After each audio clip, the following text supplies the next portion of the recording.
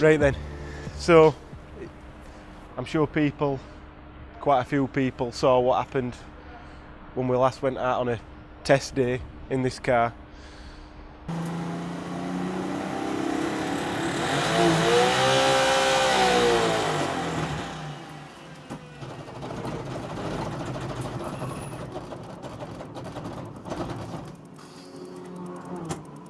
When we went on that test day, that should have been the final. We've done what we need to do with this car. It's ready to rock. Take it to the Birkett. It were only going to be the spare car, so it just needed to last a bit. Didn't need to last forever. But we've not really done a video on this car before, so we'll talk a little bit about it and maybe we'll do a part 2 later on, because it's raining, it's getting worse, and I'm on 10 trucks, so I'm waiting for that phone call to tell me my second baby's on his way, so a bit overdue at the minute. So yeah, basically it's a 330D, and this has got a fully built engine. That's still on there. So let's have a listen, see if it'll crank over. I'm not sure if battery's flat or what have you.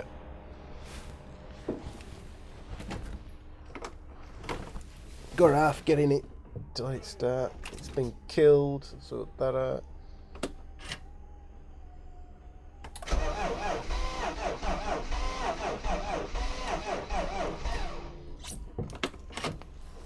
So that is the sound of an engine that's got no compression. Not on all cylinders with sound of things. I think maybe one of them is getting some compression, but definitely not them all. So I think it's probably bent a rod because it's swallowed a bit too much oil or something like that. We think the reason why it started breathing quite heavy, and we had a catch can on and the catch can kept filling up, but we thought it's restrictive or whatever. We didn't really know, so we just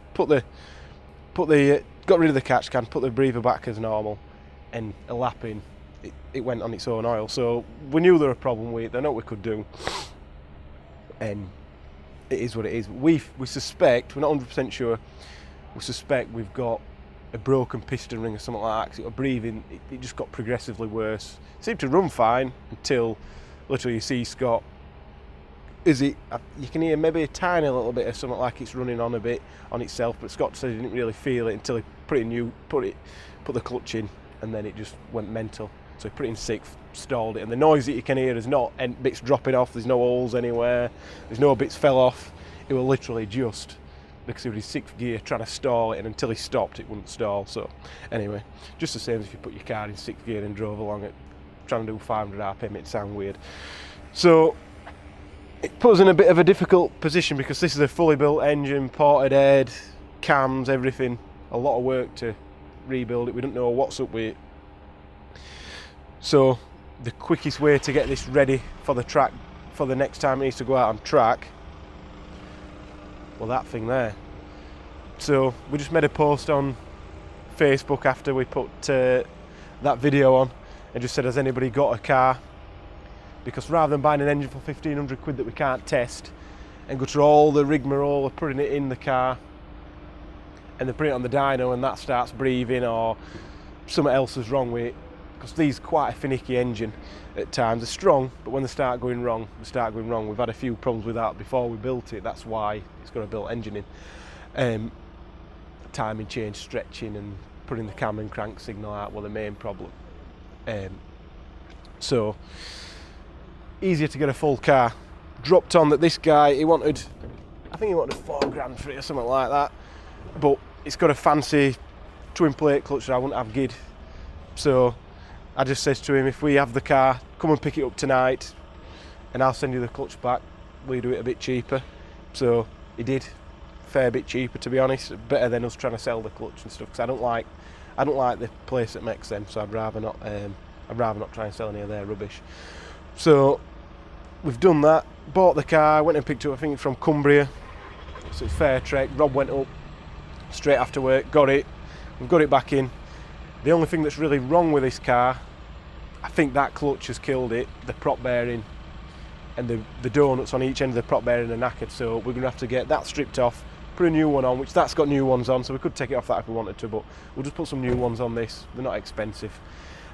Put them on, and then Mike's going to get it on the dyno and give it some depth and just see what happens. It's got all sorts of fancy little bits on, air filter and stuff, but the main thing that piqued our interest for the price that it was, you can't really see, but hiding down there is actually our GTD 28 turbo and one of our downpipes. So literally the plan we've got is run it on the dyno to get as much power as we can out of it. Obviously don't want to blow it up, but get as much power as we can out of it, dial it back to sort of endurance spec like we've always had this car at, like 350s, 360s.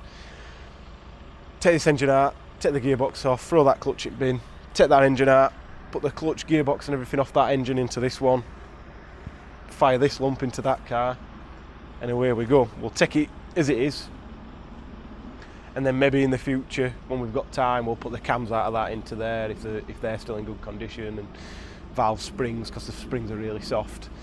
We'll do all that sort of stuff, and then we'll use the rest of the car as just a bits of car. We always keep like with the Ibiza, we've got a full Ibiza car that we keep as spares. So with the BMW we'll just have a full BMW with spares, rather than paying 20 quid for this and 50 quid for that and 20 quid for that when you want spares. We'll just take off some of the fancy bits that we're definitely not going to use, like it's got some fancy coilovers and stuff, get rid of those, try and get a bit of his money back, and then yeah, we've got a spare car. 'Cause this car really, we built it as a race car, but because it's a 3 litre, because it's quite heavy and we want quite a bit of power out of it, it don't quite fit into many championships really. Maybe we'll have a look at some BMW stuff, but it don't really fit into the track day trophy. We'd have to have track day championship. We'd have to have too much ballast in because of the big engine, stuff like that. It's a little bit quicker than definitely quicker than they'd be from the straights, but when it comes to overall lap time, it's not much quicker even with an extra 100 horsepower. So, but we've never really dialed that car in, so we'll decide what we want to do. There's only so many cars you can drive. We've got the Ibiza, the Leon, Citigo, we've got the Golf, we've got everything going on at the minute. Far too many projects, far too many cars to race, and plenty of stuff going on. So briefly, the car spec, it's got the M Sport brakes from the F Series front and rear. We put Pagid RS29 pads on them. They work mint. It doesn't really chew brakes, this car. Pretty good wear on them. We've got Yokohama AO 52 tyres, 265 35s all round on 9-inch rims, which I'd have preferred 255 just at least to get a little bit more clearance on the arches, but these fit quite well with the camber and the caster and the toe and everything we're running. We've only just gone to the square setup. Scott was really happy with that, made a big difference. Powerflex bushes everywhere. We did these years ago before the blacks came out, so we'll probably at some point refresh it and put all the black ones in, but that's a lot of work. Nitron, one-way adjustable suspension, really good quality. They work pretty well. Like I said, we're still probably not dialed that into perfection. Our intercooler kit, oil cooler kit, electric water pump, boost pipe kit. Got the AM filter, which is absolutely caked in oil now because of the breather, so that'll need a new one, and it were only new just before I went out. Carbon bonnet, carbon boot lid, what else? There's all sorts of stuff. Like I said, the spec of the engine's all in the description. There's tons of stuff to list, all coated pistons, everything. The interior, pretty hard to see. It's got non-matching seats because this one's run out of date, but the one in the driver's side's one that we pinched out of the A5. Full Race Logic HD2 V-box, Schroff harnesses. The cage were done by Slide Motorsport. They did a really nice job of that. Still need to paint it inside because it's always been a car that we've used periodically. Yeah. ABS is relocated behind the seat, all braided hoses. That seems to work all right. It does kick in a little bit, but not too intrusive. But definitely on a wet track, it's worth having. Snap-off steering wheel, more. Yeah, there's loads of stuff on this car, loads of stuff I've been missing. I'm not really doing it justice in this video, but maybe when we're in a better place and it's on the dyno and doing good power, I'll be a bit more enthusiastic about talking about it. So whether we get this ready for the Birkett or not entirely depends on what happens with Steph's Mark II that we did the video on, because then we'd have 5 cars and we don't really need 5, we only need 4. We only need 3, but 4 is a spare. We're going to have to do 4 stints, so maybe we'll just use all 4. I'm not too sure just yet. The strategy will change depending on what happens on first stint. So this car might be ready. We're going to work towards it. There's no point it's sat here and nothing getting done, because I'm meant to be off with the baby anyway. There's not tons and tons of work booked in customer wise, so the lads, these are the type of jobs that normally need my input more, but we've been a straightforward swap. I just let the lads do that while I'm off. And yeah, so hopefully we have the BMW in at least a reasonable state. The Mark II's going to be race ready. The Leon, that should be race ready again, but needs testing like this would and the Mark II would. So that's 3 cars to test before the Birkett, which is only 3 weeks away. The Ibiza, hopefully that comes back from Zandvoort in one piece. Scott's got 2 races to do. So there's a lot going on, and it is a crying shame. We spoke about it before we got Steph's Mark II and before we bought this car. Everything sort of come together pretty nicely, but it's a shame we've had a couple of little issues with the Citigo. We got some, I think we ended up with some bad fuel, to be honest. And I think we've killed the fuel pump on that. So it's not really a common thing, but when we took the fuel filter off, it looked a bit nasty. So that's been parked up and left where it is, but that wouldn't have took really tons of work. Not any more work than Steph's Mark II to get it race ready. So it'd have been nice to have had that ready for the Birkett and take that round and let it have some hammer. But maybe we'll do that for next year. We've got loads of testing we want to do on the other cars and loads of playing. But I don't really want every car to be a race car as well. Because like the Beamer and the Citigo are nice cars that when they're running well, we can just get in them, drive them to the track, have a track day in them, and drive them home. Because then, although the Citigo, I would say Rosa, the Citigo's highly strung. If we go on a nice track day, as long as you're not going crazy and trying to do 50 laps in a row, it goes pretty well. So, nice reliable car. That's the main thing you need on a track car, especially if you're driving it there. And you don't want to be fixing it every 2 minutes. So we're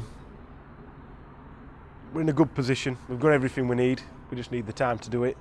And while we're talking about BMWs, not a lot of people know we do much with the BMWs, but we also got this one here, the white 1 Series. That's got a 335D engine in. And that's quite a nice car. I've just been daily in that recently, so maybe we'll do a video on that at some point. But we didn't do the engine conversion, we bought it as a sort of half finished thing, and I don't think it's still finished. So hopefully the next video on this BMW is it's on the dyno doing good power, whether I'm here or not, and my standing is doing the videos, we'll see. But we'll see how things go. So thank you for watching. Read the description if you want to know anything else about these cars.